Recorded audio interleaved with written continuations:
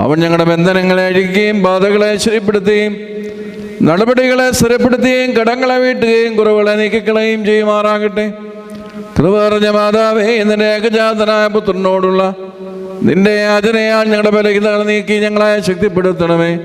വൃദ്ധജനങ്ങൾ സംരക്ഷിക്കപ്പെടണമേ. യൗവനക്കാർ കാത്തുകൊള്ളപ്പെടണമേ. സ്ത്രീ പുരുഷന്മാർ ദൈവഭക്തിയുള്ളവരാകണമേ. ശിശുക്കൾ വളർത്തപ്പെടുകയും സമീപസ്ഥർ സംരക്ഷിക്കപ്പെടുകയും ചെയ്യണമേ. വിദൂരസ്ഥർ സമാധാനത്തോടെ തിരിച്ചു വരികയും ദുർബലന്മാർക്ക് അനുഭവിക്കുകയും ചെയ്യണമേ. പാപികളുടെ കടങ്ങൾ ക്ഷമിക്കണമേ. വിശ്വാസികളെ വാങ്ങിപ്പോർക്ക് ലഭിക്കണമേ.